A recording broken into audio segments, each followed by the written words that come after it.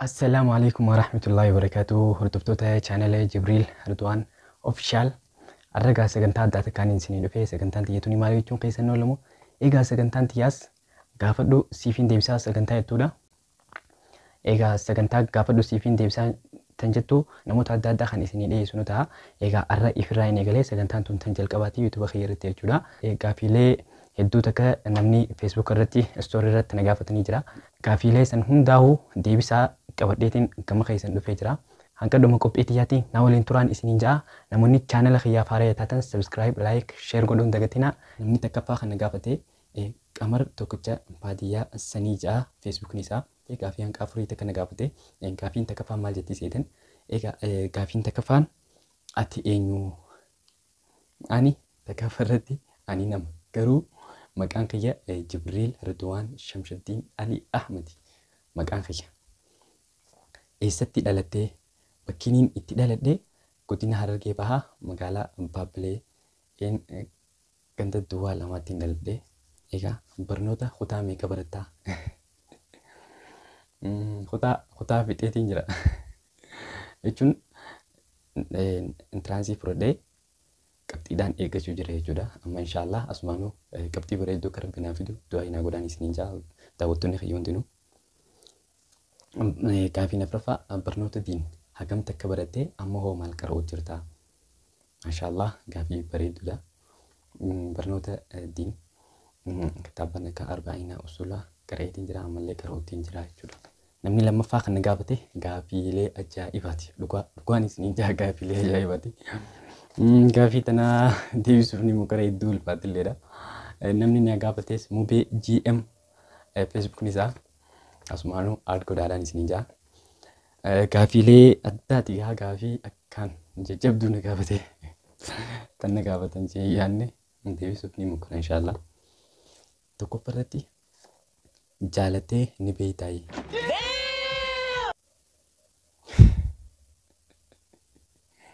Jaaladhee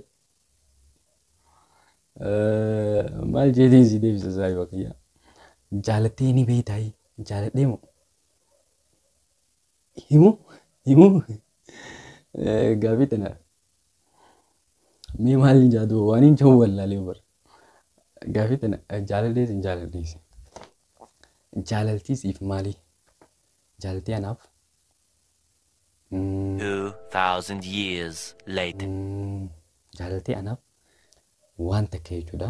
Yookaan sammuu keessatti sammuu namaa keessatti waan takka tan yoo wanti san siif tolte waan san irra fedhii tante jechuun waan sadeen irratti fedhinnaan tante siif guutamte tan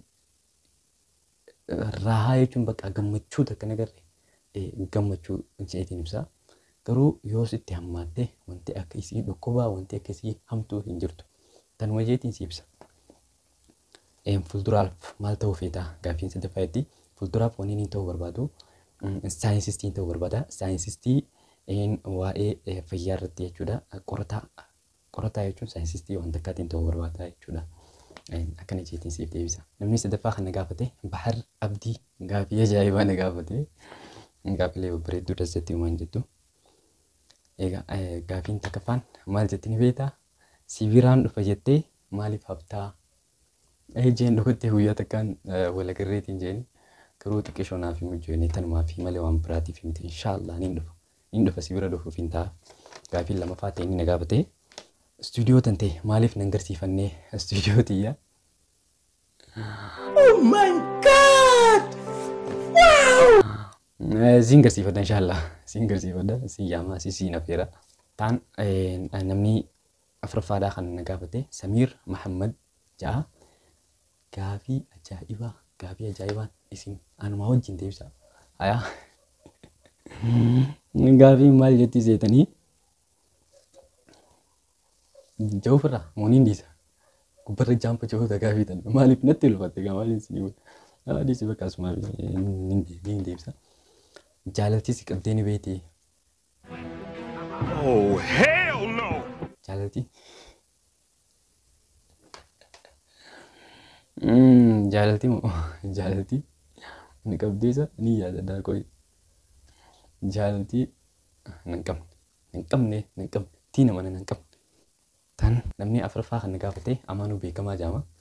Maal jedhee na gaafate ati kan eenyuti? Ani kan Ridwaan Shamshaddiin Alii Ahmedi. Amaanuu siif deebisee jeetiin yaada. Namni ja'affaa kan na gaafate maal jetti? Ilmaan lama qabda jaanii maqaa isaanii nuuf himi. Ilmaan lama. Namni na gaafate Samiir Muraadii ilmaan lama qabda jaanii maqaa isaanii nuuf himi. Eessatti? Yoomiin dhalee yoom eenyu siif himi? Anuu quban qabu. Silaa qabaadhe ilaala. Kanas kaayetiin interview sini godhala maqaa kan keenya jeetiin interview godhala qabu baabbish. Namni torbaffaa kan na gaafate Rooblaa Kamaal gaafiilee akkaan nama gammachiistu na gaafate. Akkaan likkitti tan nama gammachiistu na gaafate. Nama gammachiistu gaafii addaati garuu akkasumaan maal jeen na gaafate ni beektaa? Qaama kan kee keessaa eessa jibbitaa?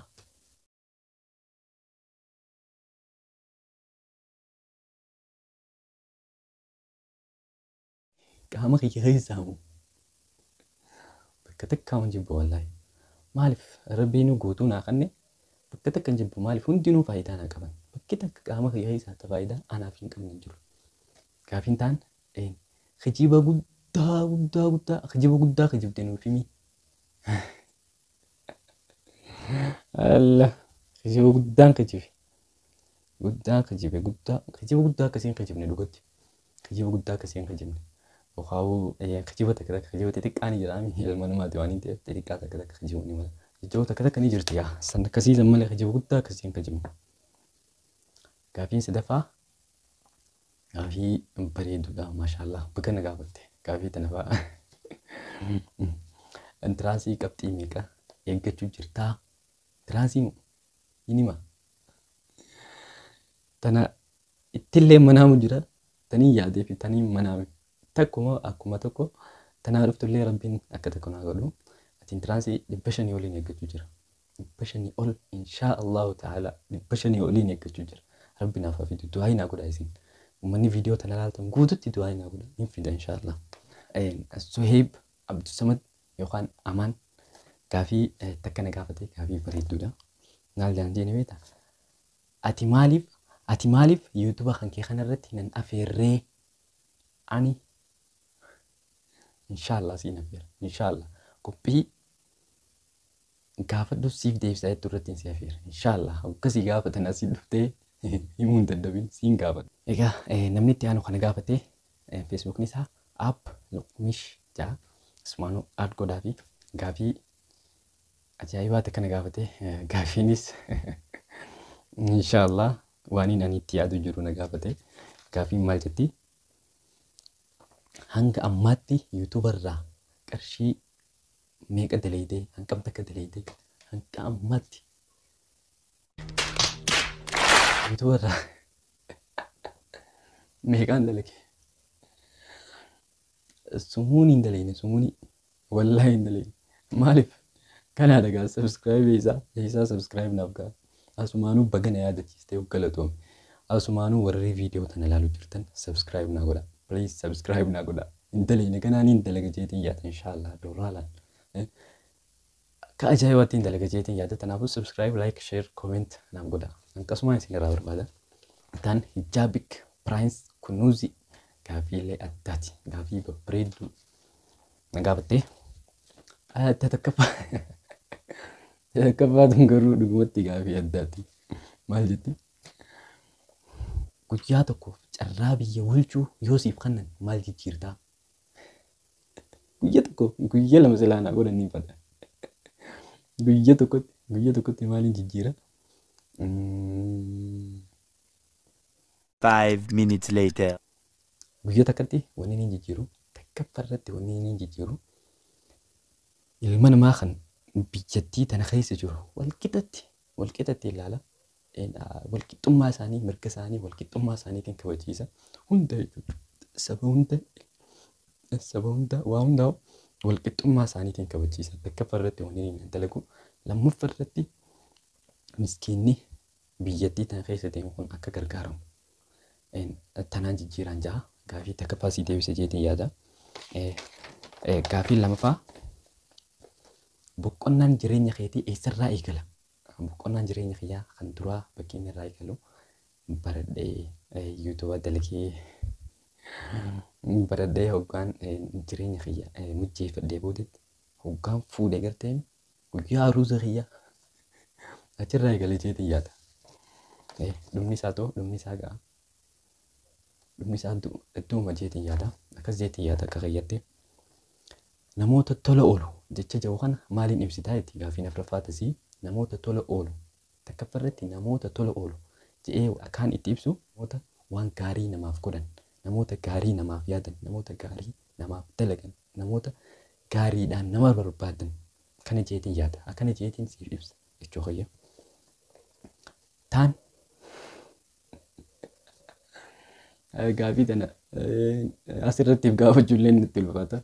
Qo'eeti. Qoosaa Zuumaan akkasumas feesbuukiin isaa Qoosaa Zuumaan jaa siin fiduu taatis. Qoosaa Zuumaan jaa gaafii addaa gaafiilee ajaa'ibaa na gaafate. Gaafiin isaa maal jetti?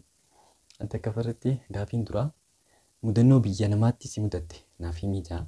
Mudannoon biyya namaatti na mudatte ol jiraatte. Takkaffarratti mudannoo takkaan nu mudate anaa fi saayiba kiyya Feesal jaama. Durgaa gaafate xiqqoo akkuma beekamu iida Harar deena Hararitti bashannanee dhufna.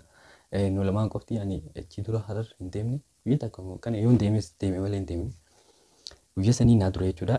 Dhahini asii kaanee hogga dhahinu andanya mangar keessa ol baanee shaawarirraa jechuudha ol baanee andanya mangar keessa gad deebine karaa jogolaa jechuudha.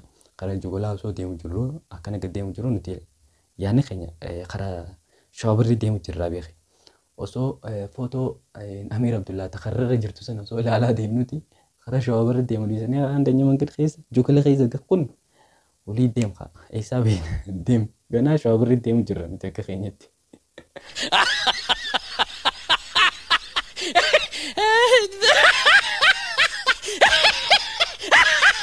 Nutiin deemnee karra erari gabbuune waggaa gabbuunu dachii nu jijjiiramte asfaaltii irraa buune kobilistoonii irraa buune lafa buune akkatti ol deebinu hin beeknu mannaaraan beeknu nuti silaa galuuf deemna karaa baabbilee dhabnee boodarraa mucaa xiqqaa tokkos gaafannee mannaaraan eessenneen mannaaraan akkana karuma irra dhuftan kanarra deebi'aatii akkana goraanuun jee. Ayyee galatoomi jennee biraa qonnee gaa akkasitti guyyaa san gallee mudannoo na muddatte tanaan jaa. Tanaffaa hin himu. Gaafii akkana akkamiin namoonni gaafatan namni. Gaafii jette maalaan jenni miti Jibriil ati takkaa nama keessatti jechuudha dhuufuu dhuftee sikkoo filanii ni beekanii.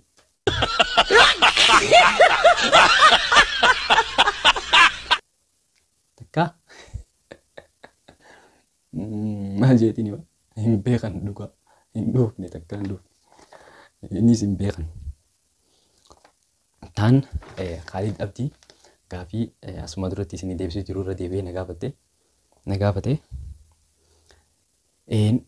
Karoorri kan kee fuulduraaf maal ta'uu feetanaan jee fuulduraaf saayinsistii qorannoo waa'ee fayyaa irratti qorattu ta'uun barbaadaa jee himeetiin jira. Ammaas sanumaan jira. Gaafiin dhumaa tan na gaafatan ta'e asuloo gaafiin inni na gaafate gaafii bareedduudha. Amma ati yuunivarsiitii deemuu deemtaa. Yuunivarsiitii gaafa deete yuutuuba kan kee kana akkamitti jabaattee dalayitaa naan jee gaafii anallee kan na yaachiisu jirtu. Inshaallah niin dalaga akkaan itti dalaguuf unumaan dalaga garuu hin dhiisu achittis hin dhiisu ganaan hin dhiisa jee hin murodhu fuulduratti niin deema jeetiin abdii qaba niin dalaga akkaan itti dalaguufu guyyaan itti dhaqee viidiyoo tokkoffaa jeetiin as darbuutaa inshaallah hin dhiisu. Egaa hordoftoota kiyya jajjaalatamuu fi kabajamoo gaafiin tiyya gaafadhu sagantaan tiyya gaafadhu siifin deebisaa tan jettu tan irraa tana fakkaatti. Egaa warroottan channel kiyyaaf haaree taatan subscribe, like, share, commentii godhuun hin irraanfatina. Egaa sagantaan gaafadhu siifin deebisaa jettu tan torbaanitti isiniif dhiyaatu taati sagantaa tana namoota adda addaa ti asirratti isinii dhiyaata stuudiyoo tiyya tana keessatti jechuudha. Kanaafuu namoonni sagantaa tana dhiyaachuu barbaadan as jalatti niin barbaada ayaati naaf barreessaadha. Inshaallah asitti isin affeereetiin asitti isin gaafannee dhukkee isinirraa kaasnaa jaa dhukkee isinirraa hin kaasnu garuu nama bashannanna malee. Akkasii sagantaan teenya tan har'aa tana fakkaatan waan viidiyoo tana hanqa ammaanaa hojii turtaniif hedduu takka galatoomaa. Atis galatoomii takka manaan taa'u jirtu atis kan gamanaan taa'u jiru galatoomi. Hundi keessanuu galatoomaan isin jaa. Inshaallah torban viidiyoo biraatiin nama addaatiin walitti deebinaa. Wassalaamu alaikum wa rahmatullahi wa barakaatuh.